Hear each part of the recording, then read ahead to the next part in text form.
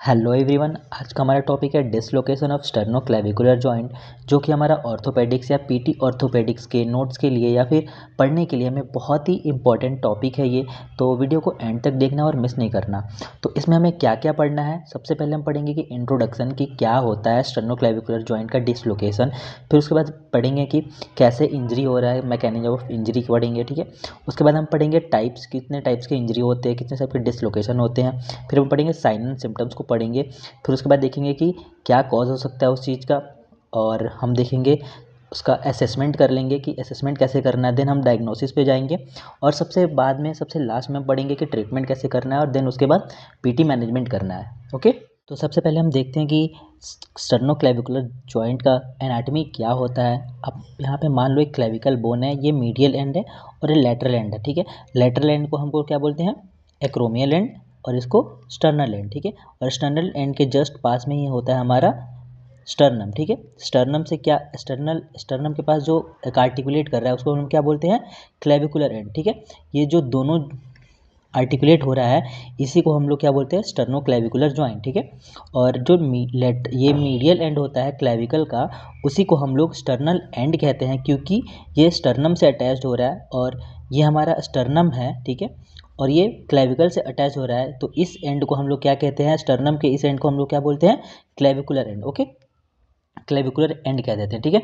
तो अब हम देखते हैं कि this is a rare injury, मतलब कि ये बहुत ही रेयर इंजरी है। और इसमें क्या होता है, medial end of the clavicle is displaced forward और रेयरली डिस्प्लेस्ड बैकवर्ड। इसमें क्या हो रहा है, मीडियल एंड जो हो रहा है वो हमारा कहाँ जा रहा है, डिस्प्लेस्ड फॉरवर्ड, या तो आगे आ जा रहा है, या रेयरली डिस्प्लेस्ड बैकवर्ड, मतलब या तो ये आगे आ जाएगा या पीछे चला जाएगा, ठीक है। तो हम देखेंगे क्या मैकेनिज्म ऑफ इंजरी हो सकता है, कि कैसे ये इंजरी हो रहा है, किस तरह का मैकेनिज्म हम इसमें, ठीक है।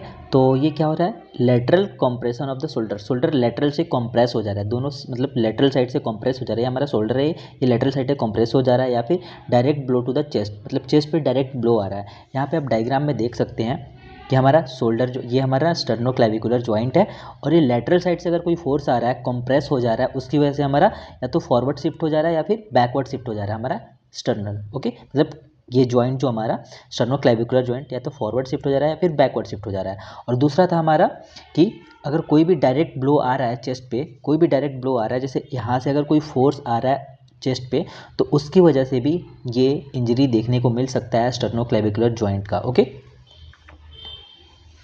अब हम देखते हैं कि कितने टाइप्स के होते हैं। तो पहला है हमारा एंटीरियर डिसलोकेशन और दूसरा पोस्टीरियर डिसलोकेशन। ओके, तो सबसे पहले हम देखते हैं कि एंटीरियर डिसलोकेशन क्या होता है। एंटीरियर डिसलोकेशन में क्या होता है, क्लेविकल मूव्स फॉरवर्ड, क्लेविकल कहाँ हमारा क्या आ जाता है, क्लेविकल फॉरवर्ड की ओर आ जाता है। और इसमें मतलब क्या होता है, in front of the sternum, मतलब स्टर्नम से आगे की ओर, फॉरवर्ड आया मतलब आगे की ओर आ जा रहा है, ठीक है। और डायरेक्ट ब्लो टू द फुस इंजरी, ये क्यों हो रहा है, डायरेक्ट ब्लो और फुस इंजरी की वजह से, डायरेक्ट ब्लो आ रहा है चेस्ट पे उसकी वजह से, या फिर फुस इंजरी की वजह से, ठीक है। फुस इंजरी क्या होता है आप कमेंट पे लिख के बता सकते हो। Okay, less dangerous and manage easily, ये क्या होता है, बहुत ही कम डेंजरस होता है, मतलब इजी मैनेजेबल हो जाता है, ठीक है। यहाँ पे आप इस डायग्राम में देख सकते हैं एंटीरियर डिसलोकेशन का ये डायग्राम है। अगर आप नॉर्मल डायग्राम को देखेंगे तो ये हमारा जो जॉइंट है, ठीक है, यहाँ पे जॉइंट एकदम स्टेबल है। और एंटीरियर डिसलोकेशन में क्या हो रहा है, इस डायग्राम में आप देख सकते हो, ये जो हमारा क्लाइविकल है वो फॉरवर्ड शिफ्ट हो जा रहा है अकॉर्डिंग टू स्टर्नल, स्टर्नम के अकॉर्डिंग में हमारा ये हमारा जो क्लाइविकल है वो फॉरवर्ड शिफ्ट हो जा रहा है। आप फुल डायग्राम में देख सकते हो, ये एंटीरियर डिसलोकेशन का डायग्राम है और ये नॉर्मल डायग्राम है। आप दोनों का डिफरेंस देख सकते हो यहाँ पे स्टर्नल। ओके, अब हम देखते हैं पोस्टीरियर डिसलोकेशन क्या होता है। पोस्टीरियर डिसलोकेशन में क्या होता है, क्लेविकल जो होता है हमारा मूव्स बैकवर्ड, क्लेविकल हमारा पीछे की ओर मुड़ जाता है, बिहाइंड द स्टर्नम, मतलब स्टर्नम से पीछे।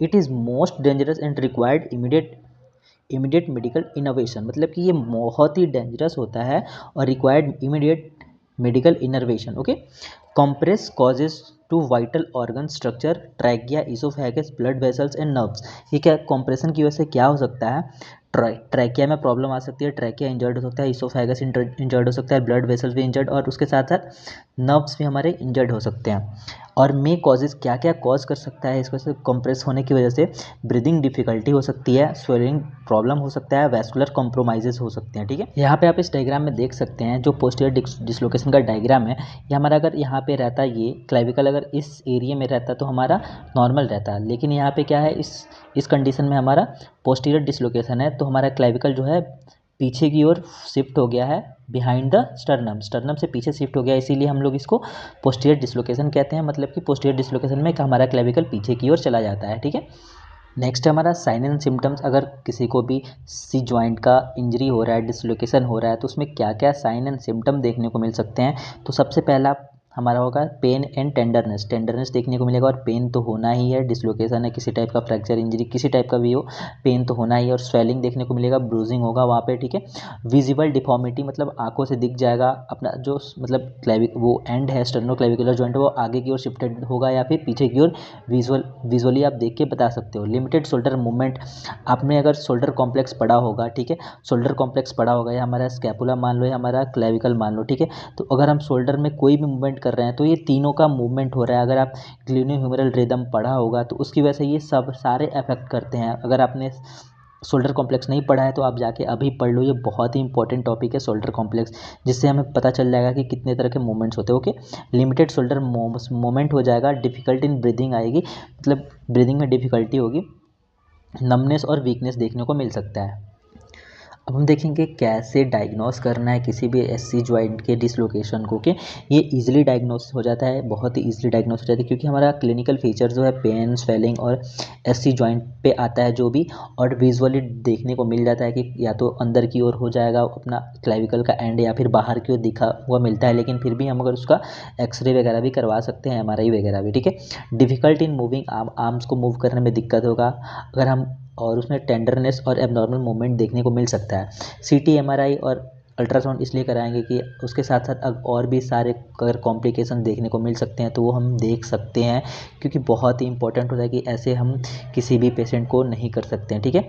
तो सबसे पहले हम इसमें एक्सरे भी करवा सकते हैं, सीटी भी करा सकते हैं, एमआरआई और अल्ट्रासाउंड भी करवा सकते हैं डायग्नोसिस के लिए। अब हम देखते हैं क्या ट्रीटमेंट प्लान हो सकता है। By reduction at dislocated end, मतलब मैनिपुलेशन के द्वारा रिडक्शन करेंगे कहाँ पे, to maintain the figure of 8 in bandage, to maintain by figure of 8 bandage, मतलब कि मैनिपुलेट करेंगे जहाँ जो भी डिसलोकेशन हुआ है, उसके बाद हम क्या करेंगे, मेंटेन करेंगे बैंडेज के थ्रू। और बैंडेज किस तरह से लगाएंगे हम, फिगर ऑफ 8 के डायग्राम में। ओके, फिगर ऑफ 8 मतलब कि आगे से ऐसे होगा तो ऐसे फिगर ऑफ 8, ठीक है। ये हमारा ऊपर से सुपीरियर व्यू देखेंगे तो ऐसे देखने को मिल सकता है, ठीक है। तो आई होप आप सबको ये वीडियो अच्छी लगी हो। अगली वीडियो में हम आपको बताएंगे कि कैसे एडजस्टमेंट करना है और पीटी मैनेजमेंट क्या होगा इसका, ठीक है। तो वीडियो को देखना आगे, और इस वीडियो को लाइक कर दो और चैनल को सब्सक्राइब भी कर दो। मिलता हूँ अगले वीडियो में, तब तक के लिए बाय बाय।